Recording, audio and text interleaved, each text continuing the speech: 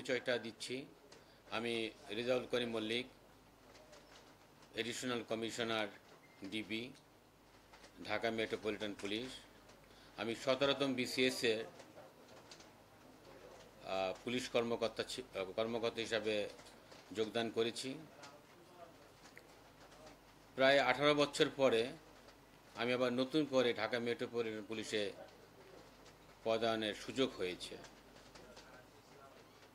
আমি 2001 সাল থেকে 2006 সাল পর্যন্ত ঢাকা মেট্রোপলিটন পুলিশের অ্যাসিস্ট্যান্ট কমিশনার থেকে ডেপুটি পুলিশ কমিশনার ছিলাম।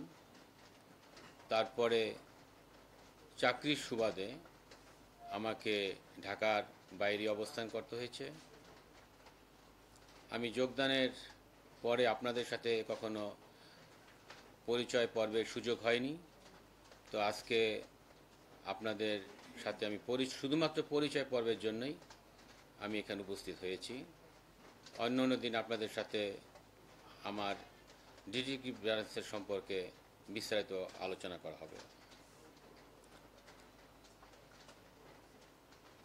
বক্তব্যের শুরুতেই মহান স্বাধীনতা যুদ্ধে বীর শহীদদের আমি শ্রদ্ধার সাথে স্মরণ করছি, কৃতজ্ঞচিত্তে স্মরণ করছি ছাত্র জনতার অভ্যুত্থানে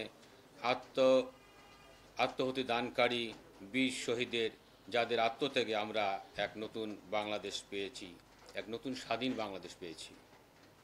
গণঅভ্যুত্থানের শহীদ ও আহতদের পরিবারের প্রতি সমবেদনা জ্ঞাপন করছি। একই সাথে স্মরণ করছি আইন শৃঙ্খলা রক্ষায় প্রাণ উৎসর্গকারী বীর শহীদ ও আহত পুলিশ ও তাদের পরিবারের সদস্যদের প্রতি। প্রিয় সাংবাদিক ভাই ও বোনেরা, বাংলাদেশ পুলিশের অত্যন্ত সংকটকালে আমি ঢাকা মেট্রোপলিটন পুলিশের ডিবির প্রধান হিসাবে দায়িত্ব গ্রহণ করেছি।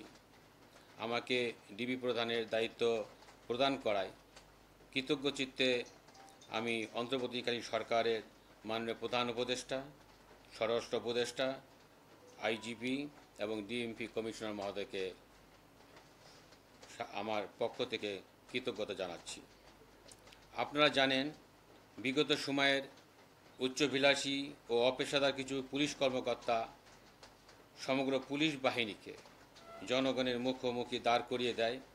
এর ফলে ছাত্র জনতার আন্দোলন, গণঅভ্যুত্থান এবং বিগত সরকারের পতনকে ঘিরে সংঘর্ষ সহিংসতায় পুলিশের মনোবল ভেঙে পড়ে। এরূপ পরিস্থিতিতে মাননীয় স্বরাষ্ট্র উপদেষ্টা লেফটেন্যান্ট জেনারেল অবসরপ্রাপ্ত মোহাম্মদ জাহাঙ্গীর আলম চৌধুরী স্যারের সুযোগ্য নেতৃত্বে সম্মানিত আইজিপি স্যার এবং বর্তমান ঊর্ধ্বতন কর্মকর্তাবৃন্দের কর্মতৎপরতায় ঢাকা মেট্রোপলিটন এলাকায় সকল থানার কার্যক্রম এবং ডিবির কার্যক্রম পুনর্দমে সচল হয়েছে। এই অল্প কয়েকদিনেই বাংলাদেশ পুলিশ যে অবস্থা থেকে ঘুরে দাঁড়িয়েছে, জনগণের আকাঙ্ক্ষা অনুযায়ী দাঁড়াতে পেরেছে, এর পিছনে যার কথা না বললেই নয়, তিনি অন্তর্বর্তীকালীন সরকারের মাননীয় প্রধান উপদেষ্টা, নোবেল বিজয়ী, গর্বিত বাংলাদেশি, আমার ভাষায় আমি যাকে বিশ্বনেতা হিসাবে পরিচিতি দিতে চাচ্ছি, নোবেল বিজয়ী ডক্টর মোহাম্মদ ইউনূস।